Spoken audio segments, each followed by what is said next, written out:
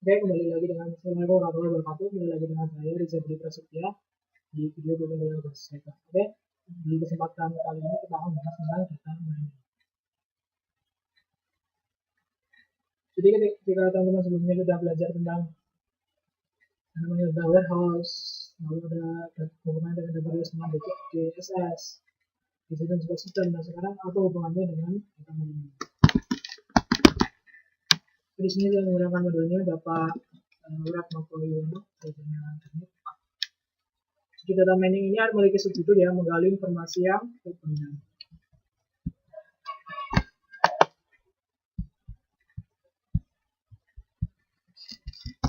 Oke, jadi pendahuluan dulu. Jadi data mining memang salah satu cabang ilmu komputer yang relatif baru, dan sampai sekarang orang masih memperdebatkan untuk menempatkan data mining di bidang ilmu yang mana. Karena apa, data mining itu menyangkut database, kecerdasan buatan, statistika, dan lain-lain. Jadi ada 3 bidang ilmu yang dihandle sama si data mining. Ada hormat bahwa data mining itu tidak lebih dari machine learning atau dari satu statistik yang menggunakan data database. Namun pihak lain terdapat bahwa database berperan penting dari data mining karena data mining mengakus data yang ukurannya besar, dan di sini terlihat peran pentingnya database terutama dalam dimensi penting. Jadi beberapa pihak ya teman-teman yang terdapat bahwa database berperan penting ya dalam. Jadi apa sih yang disebut dengan data mining itu? Ini memiliki definisi sederhana, yaitu ekstraksi informasi atau pola yang penting atau menarik dari data yang ada di database yang besar. Dalam cara ini, data mining juga dikenal dengan nama Knowledge Discovery in Database. Oke. Jadi latar belakang data mining itu apa? Jadi data mining itu keadaan data mining yang tadi dialami dengan problemnya data explosion atau peledakan data yang dialami akhir-akhir ini, di mana banyak organisasi telah mengumpulkan data sekian tahun lamanya. Nah, hampir semua data tersebut dimasukkan dengan menggunakan aplikasi komputer yang digunakan untuk menarik transaksi sehari-hari atau yang sudah OLTP online transaction transaksi. Jadi develop sekarang mengenai OLTP. Bayangkan ya teman-teman, beberapa transaksi yang dimasukkan oleh Hypermat semacam Arbor, ini contoh atau transaksi kartu kredit dari bank dalam seharinya, dan bayangkan betapa besarnya ukuran data mereka jika nanti telah berjalan beberapa tahun. Nah, story. Pertanyaannya sekarang, apakah data tersebut akan dibiarkan bergunung, tidak berguna, lalu dibuang, ataukah kita dapat menambahnya untuk mencari emas belian, yaitu kalau masih sama atau emas kita, dengan namanya kita yang kebanjiran data atau miskin informasi. Nah, seharusnya dengan adanya data-data yang berguna tersebut, data-data tersebut dapat digunakan untuk menggali informasi. Misalkan kalau tadi perfor itu ya, tadi apakah produk ketika bulan-bulan apa produk-produk ini laris gitu. Contoh kalau untuk misalkan Idul Fitri tahun lalu itu produk-produk apa saja yang laris, itu kan dapat dijadikan suatu acuan yang berguna untuk keberlangsungan perusahaan. Oke, jika Anda memiliki kartu kredit sudah pasti Anda mengetahui menerima surat ya. Ini tadi contohnya tadi kalau kartu kredit ya, misalkan kita dengan kartu kredit kita itu kita membeli membeli barang-barang elektronik, jadi apa ya, perusahaan si kartu kredit tersebut punya data kita.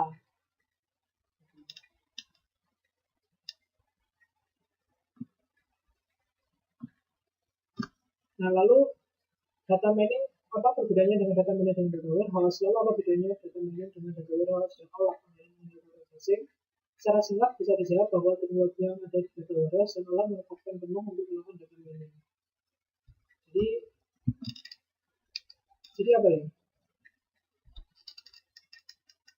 Jadi olah dan data warehouse itu merupakan apa ya? Merupakan bagian dari data mining. Piramida ya. Jadi kegiatan yang paling umum, lalu kegiatan yang mendukung gitu.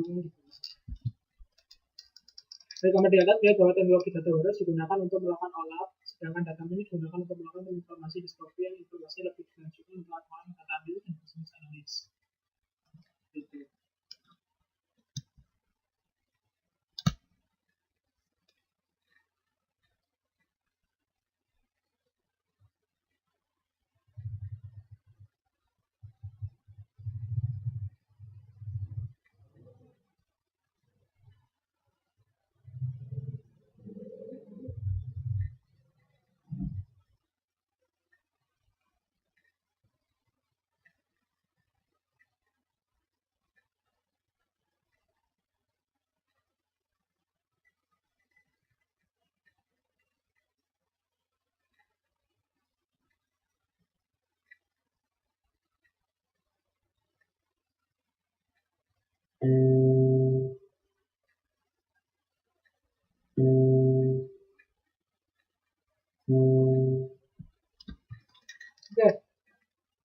Jadi dengan memadukan teknologi OLAP dengan data mining diharapkan pengguna dapat melakukan hal-hal yang biasa seperti melakukan di OLAP seperti drilling, rolling untuk melihat data lebih dalam atau lebih umum di voting simulation yang ada di Dataverse yang sudah kita bahas sebelumnya.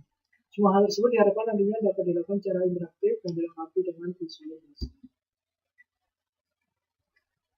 Data mining tidak hanya melakukan mining terhadap data transaksi saja, peneliti di bidang data mining saat ini juga menambah ke database lanjut seperti object oriented database. Jadi ada OOP database, ada image response database dan service text web.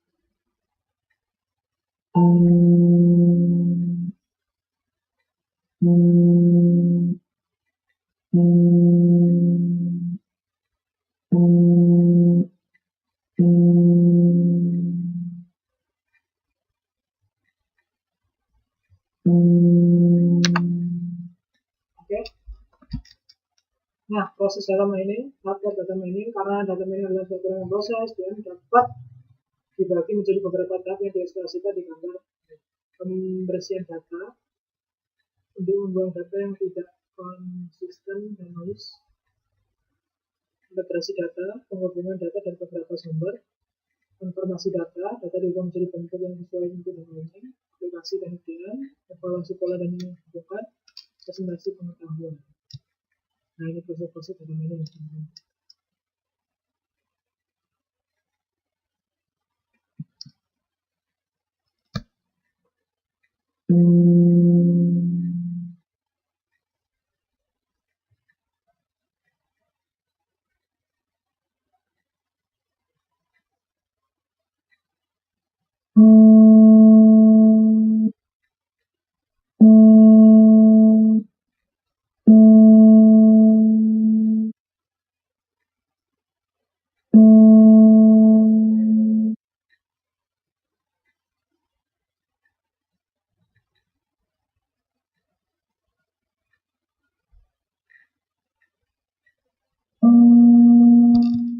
Oke, jadi teknik data mining ada yang namanya association rule mining, teknik untuk menemukan aturan asosiatif antara suatu kombinasi item.